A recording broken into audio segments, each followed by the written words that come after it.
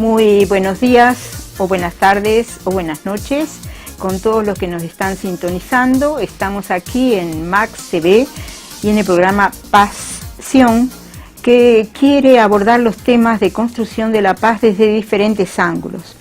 Hoy tenemos la alegría de contar con la presencia de Ricardo Kenning, que más que decir lo que él es, quisiera decir que de verdad es un amigo de tareas, de trabajo, porque nos hemos conocido en un trabajo conjunto con las pandillas, los grupos de pandillas de Guayaquil.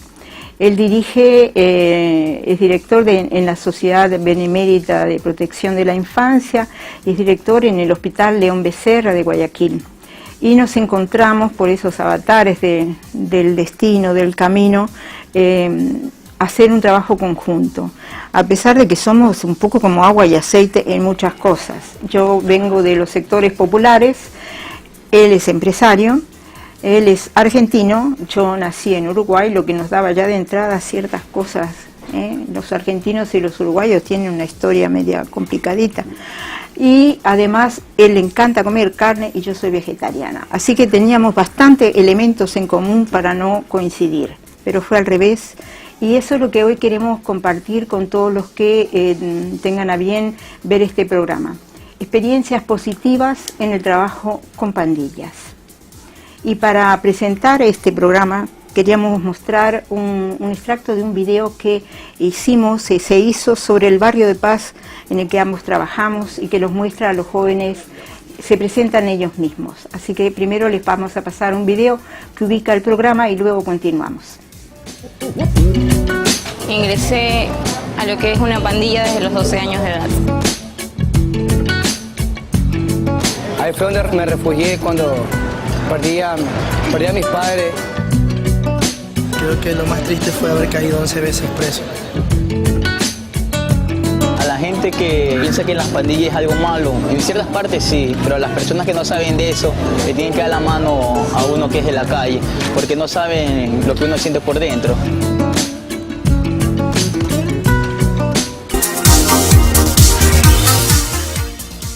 Esa fue una experiencia que vamos a contarles un poco más adelante, el invento que hicimos de formar un barrio de paz con 5 grupos de pandillas diferentes en 40 manzanas y un trabajo que realmente provocó un antes y un después en la historia de estos grupos en Guayaquil. El trabajo con las pandillas para mí vino del hecho de que había estado trabajando mucho tiempo en el tema de la paz y decía, ¿qué es esto de decir no violencia si en la ciudad teníamos guerras? Y teníamos guerras de 60.000 chicos. Según investigamos con la Universidad Santa María, se hizo toda una investigación académica y de campo y la cantidad de grupos que habían, y teníamos las guerras ahí y las teníamos en la ciudad y eran subterráneas, no se abordaban. Entonces, ¿qué es esto de trabajar por la paz y no abordar las guerras concretas? Y eso hizo que me comenzara a involucrar en esta problemática. Lo curioso era que decían cómo una mujer, y no joven, ¿no es cierto?, se mete en estos problemas y en estas cosas. Ya después les contaremos por qué fue y qué fue lo que pasó ahí. Y ahora tú, que vienes de un ángulo tan distinto, que vienes de otra experiencia, de otro mundo, también te involucraste muy a fondo en el trabajo que hacíamos. Entonces, ¿tú por dónde empezaste? A ver, mi inicio con Ser Paz y con las pandillas tiene que ver por un error. No me digas. Yo la invité a Nelsa a dar una charla en el Club Rotario, y al otro día la llamé y le dije, ¿en qué puedo servir? Ahí fue mi error, porque sí le encontró un montón de cosas en las que yo podía colaborar. Mencionabas tú, Nelsa, de uruguaya, argentino,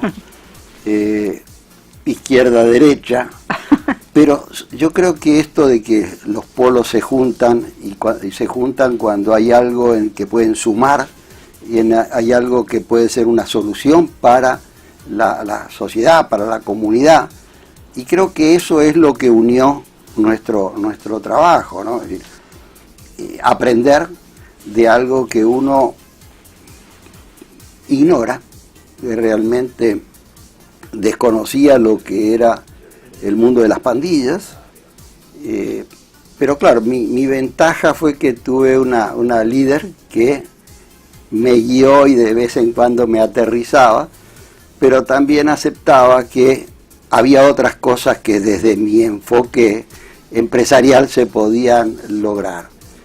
Fue un trabajo hermoso, para mí esos casi 8 años fueron una experiencia que me ha servido, porque he aprendido a ver las cosas desde diferentes ángulos y no solo desde un lado.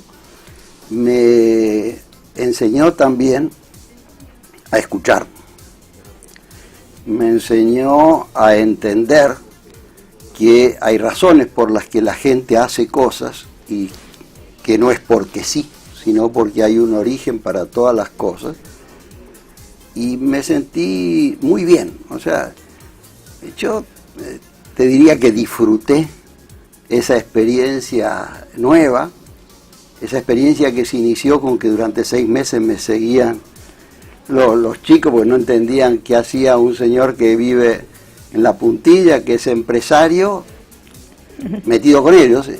Y si yo lo analizo, era bien incomprensible, o sea, no había una razón para decir, no, porque esto es político, no es político, no junta votos, no junta votos. ¿En tu familia te decían algo de sí, dónde, los barrios donde te metías y qué hacías? Bueno, mis hijos me pidieron que tuviera una persona de seguridad y me escogieron un chofer que me ocupaba 3/4 del carro, un grandote así, que yo tenía que ir medio de chanfle, hasta que creo que al mes y medio cometí un error y ahí aproveché y dije, ya, chao. Y bueno, tengo a Freddy, que es, con Freddy vivimos experiencias interesantes. Tú recordarás, un día fuimos al entierro de un Latin King, y frente a nosotros comenzaron los disparos. Las balas pasaban por encima del carro. Claro, Nelsa acurrucada así y yo inmóvil. Después Nelsa me dice, pero tú no tienes sangre, te quedaste inmóvil. Digo, ¿dónde me agacho si acá no hay dónde agacharse? No daba más el carro para agacharme a ningún lado. Y para esto Freddy agarraba el volante y creía que era un helicóptero, porque se hacía para ver si lo levantaba, porque por adelante había un bus y por... Bueno, pero era... La barricada de las balas era el carro donde estábamos. Sí, no. Son de esas cosas que uno, yo creo que no toma conciencia, porque suceden tan rápido que cuando empezás a tomar conciencia ya pasó. Entonces, bueno, ahora sigamos y entramos a acompañar al King que había fallecido. El problema de las pandillas era un problema grave. En la ciudad de Guayaquil habían alrededor de 60.000 jóvenes involucrados, más varones que mujeres, y el promedio que aparecía en los periódicos, y que no eran todos, era de alrededor 29, 30 muertes de jóvenes en enfrentamientos entre ellos mensuales. Eran más porque algunos eran... No se sabía.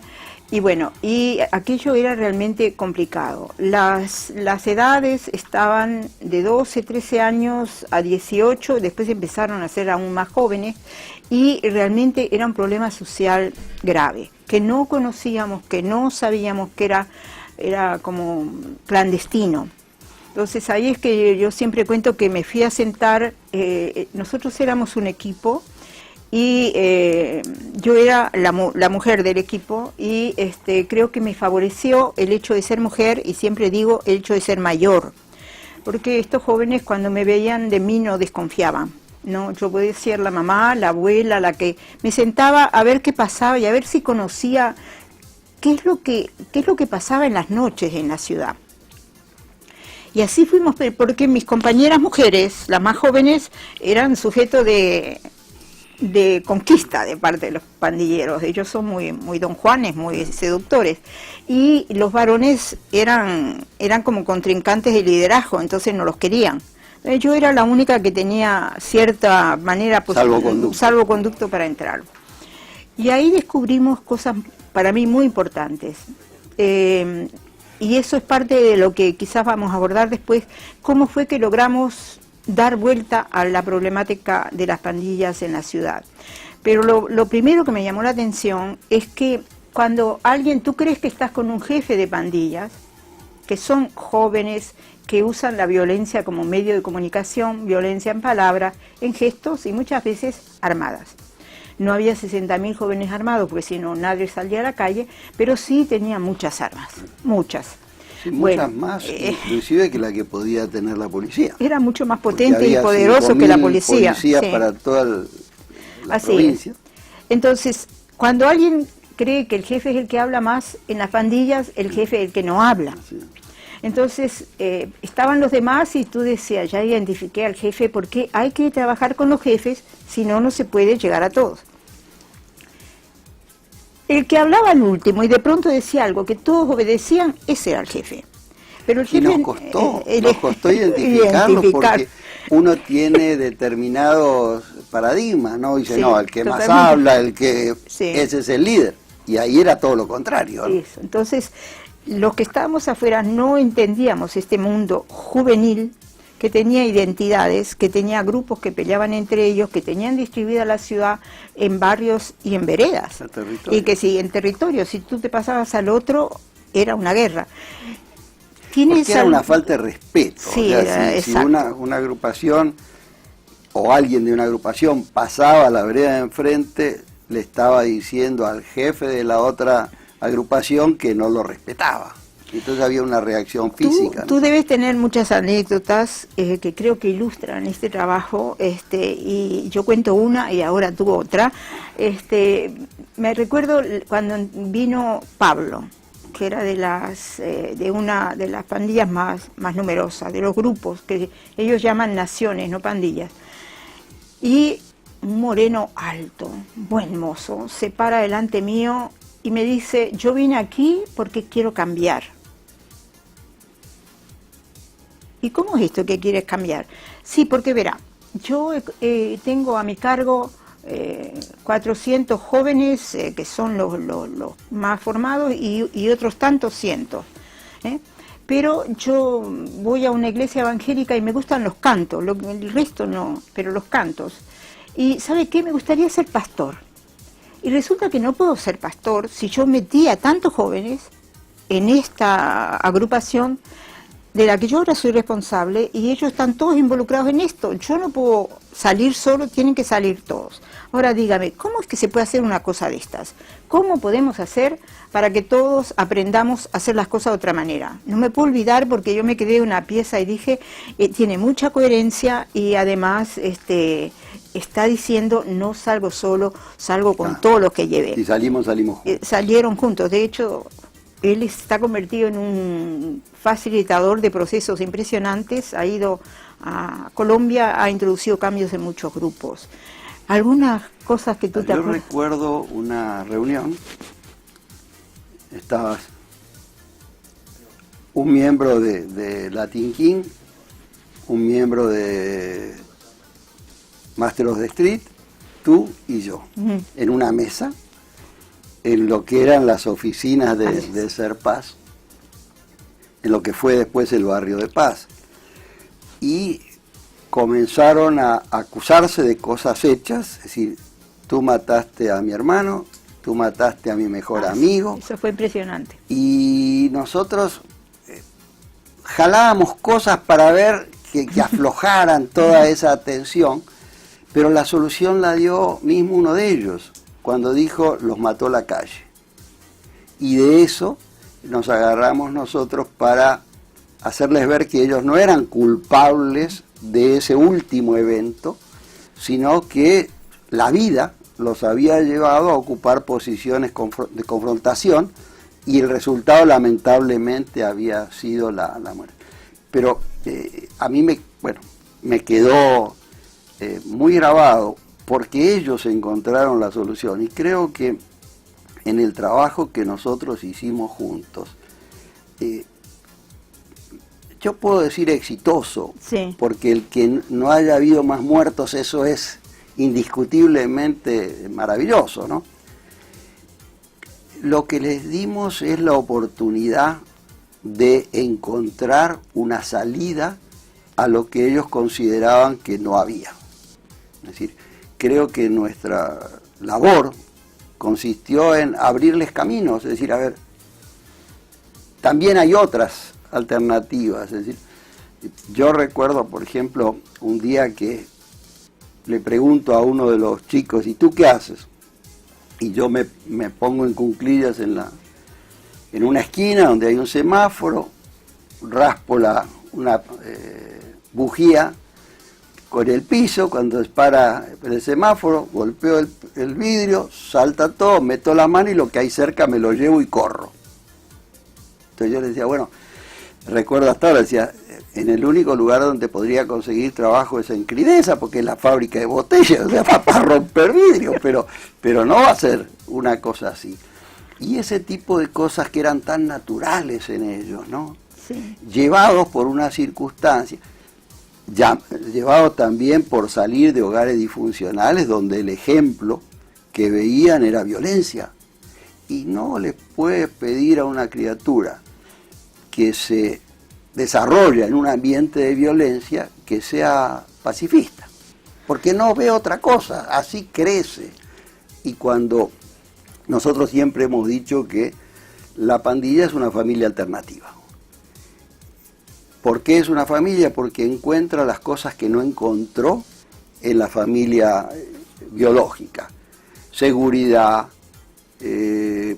amistad, diversión, un montón de cosas que uno esperaría que en el hogar se lo den, guía, educación, y eso hace o hizo que fueran tan numerosas, porque tenemos, y en esa época se notaba mucho más, una gran cantidad de familias disfuncionales que generaban niños que a los 13, 14 años buscaban un espacio donde poder vivir.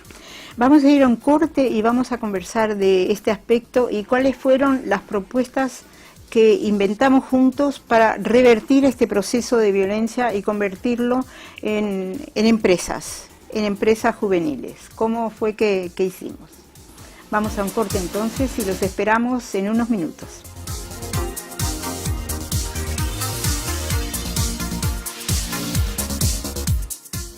Hemopack les va a dar unos tips para el ahorro de agua. Número 1 es ir a verificar nuestro medidor de agua que se encuentra afuera de la casa. Vengan, sigan. Estábamos en lo cierto, tenemos fuga de agua. Así que el paso número 2 es ir a verificar dónde está la fuga y darle manos a la obra. El día de hoy les voy a decir cómo solucionar una fuga de agua en la ducha. Bueno, procedemos a retirar la tapa de seguridad. Retiramos el tornillo y la tapa de seguridad. Una vez que retiramos todo eso con la llave, la procedemos a desenroscar. Va a salir un poco de agua nada más. Una vez que la tenemos afuera, vemos que está desgastado. Y listo, una vez que la tenemos comprada y la cambiamos, la ponemos y volvemos a armar todo de nuevo. Y luego de realizar los trabajos en casa, podemos verificar que nuestro medidor está funcionando correctamente. Con esto ahorraremos mucha plata en nuestras planillas de agua.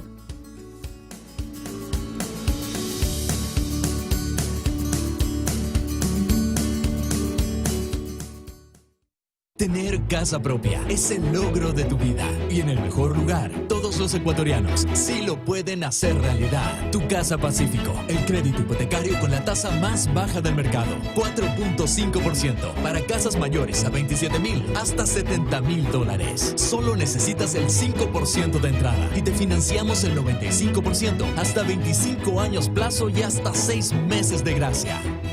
Banco del Pacífico, tu banco. Solicítalo ya.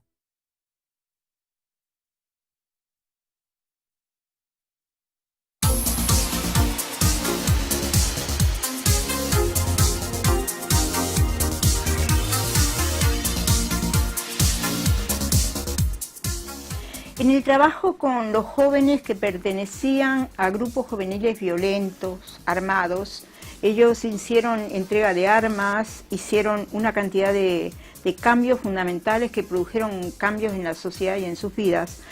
Hubo ciertos momentos claves.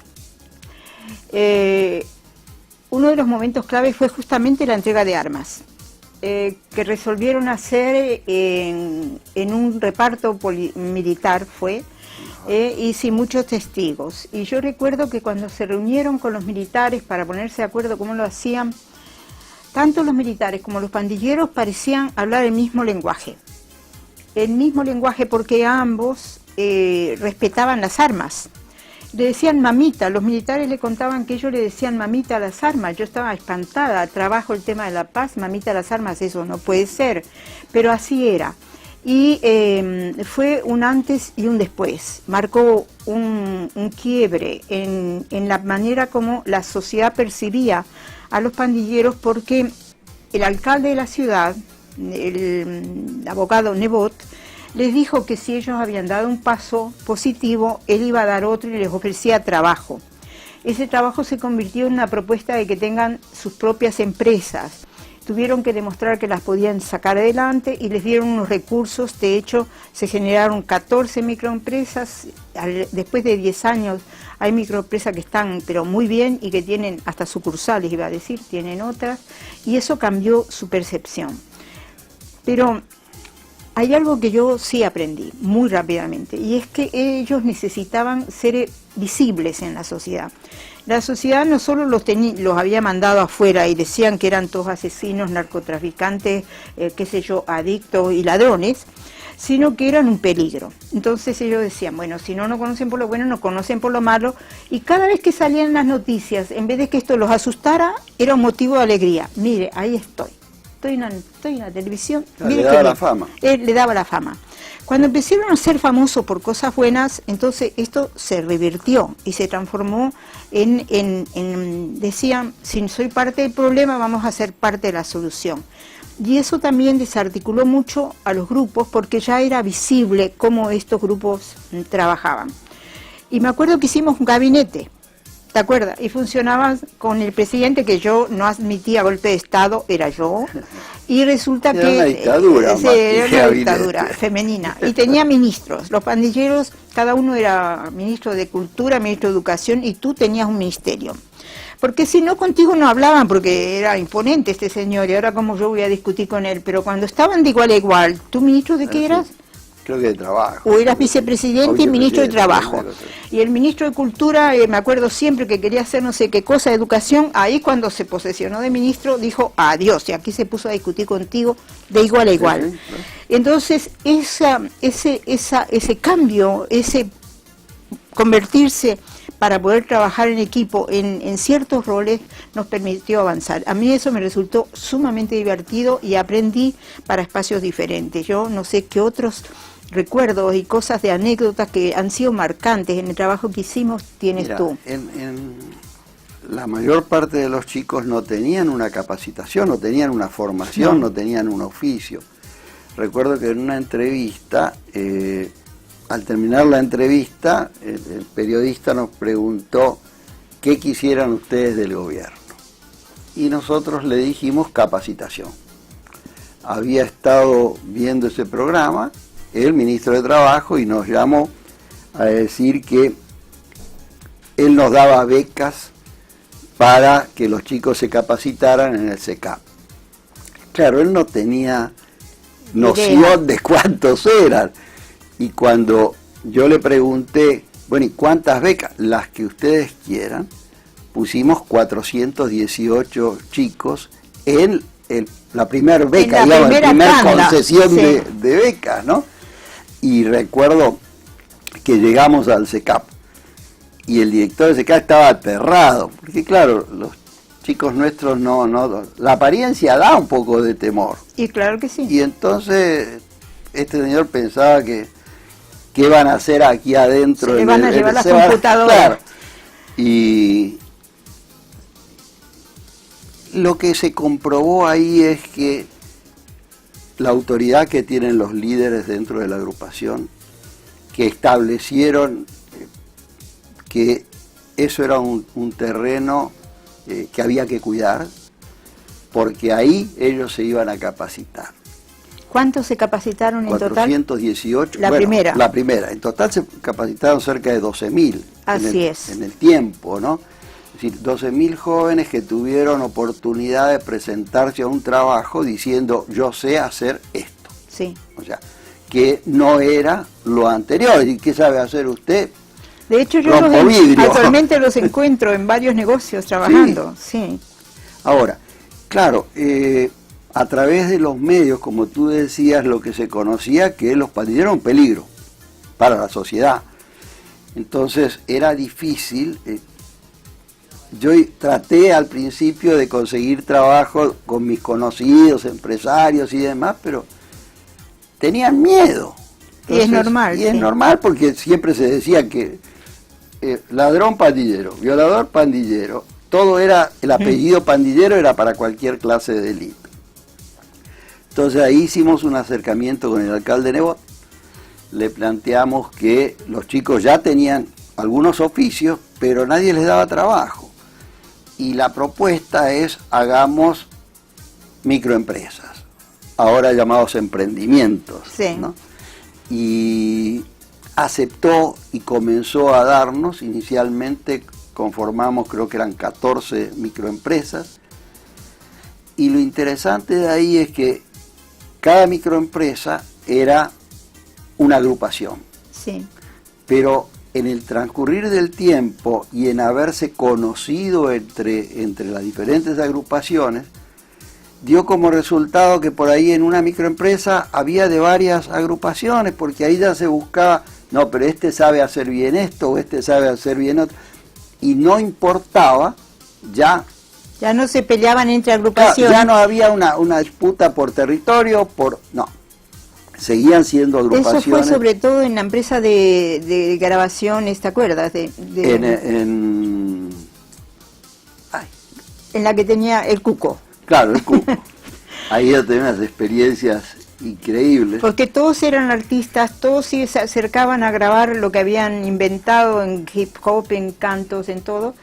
Y entonces... Sí, ahí se dio una cosa particular. Ahí tenemos en pantalla uno de los grupos de los máster. Ahí lo que se dio una cosa interesante, que también es destacable, que la música no tiene rivales, ¿no? Ahí grababan, porque era un estudio de grabación, Latin King, Nieta, Nación de Hierro, Master of the Street, porque la música unía. Es decir, ese gusto por la música dejaba de lado cualquier otro tipo de posible rivalidad, ¿no? Y se hicieron cosas muy lindas. Yo llevaba empresarios a conocer, y yo, aunque... Ahí está en pantalla la microempresa de la peluquería. Ya, de Taz. De Taz, sí. Y ahí cuando está Pablo, comenzamos en Pablo la zona Castillo, donde está la peluquería, hay un montón de peluquerías. Sí. Entonces, bueno, ¿qué van a hacer para competir? Porque los otros también cortan el pelo. Y me acuerdo que Taz es uno de los mejores grafiteros que yo he conocido. Y le decía, bueno, ¿por qué no haces en la cabeza los grafitis que haces? Y así comenzar. Claro, era un elemento diferenciador porque el peluquero tradicional no sabe hacer eso. Entonces ahí comenzó a funcionar, y también iba de cualquier agrupación a hacerse el corte especial donde estás. Yo recuerdo, a mí una de las cosas que más me marcó fue una vez que era Navidad, y que ellos habían preparado un pase del niño. Ya. Entonces estaban, porque los Latin King, Reyes, la fiesta de Reyes tenía que ver, tenían una connotación religiosa. Y resulta que se nos había desaparecido el San José. No aparecía el San José, y el San José estaba preso. Estaba preso por un ruido, yo qué sé, bulla que habían tenido la noche anterior en no sé qué discoteca. Bueno, el problema es que no teníamos quien hacía de San José, el actor. Y yo veía a un niño, un chico, que se paseaba con una botellita colgada del cinturón y con otro niño de la mano. Y entonces lo miraba y seguía con este niño todo el tiempo. Y me tenía abismada. al final logramos que soltaran al San José porque era previo a Navidad, porque mire usted, no lo va a dejar hasta fin de año, fue por bulla, no hizo otra cosa más grave. Bueno, lo soltaron. Apareció San José, celebrábamos la Navidad, unos estaban de reyes, otros de pastores, María, José, todo el asunto. Y le pregunto yo a este niño, me dice, tengo que irme porque es el cumpleaños de mi mamá. Y le digo, ¿dónde está tu mamá? En el cementerio. Y me quedé de una pieza. Y le digo, ¿y tu papá? También en el cementerio. Y iban a ir al cementerio, primero que se acordaran de cumpleaños con sus dos padres fallecidos, no sé cómo. Y que él, en realidad, lo que estaba haciendo era cuidar de su hermano más chico, y eso que tenía acá era la colada que le iba a dar al más pequeño. Eso te muestra cuáles son los conflictos sociales. Está dicho una anécdota, pero son muy graves. Y cómo en el fondo estos jóvenes eran producto de una sociedad también, que ellos habían tomado parte, habían hecho elecciones, pero una sociedad inequitativa, injustas, que no le había dado lo necesario para poder salir adelante. Creo que nos debemos otro programa para avanzar un poco más en qué fue lo que realmente todas estas experiencias produjeron cambios y en realidad apaciguaron y cambiaron a todas las pandillas en la ciudad, y no solo aquí, también tuvo que ver Barcelona y la ciudad de Barranquilla. Así que en otro programa vamos a seguir con este tema, si es que a la audiencia también le interesa. Les agradecemos muchísimo el poder compartir este espacio con ustedes y nos vemos la próxima semana.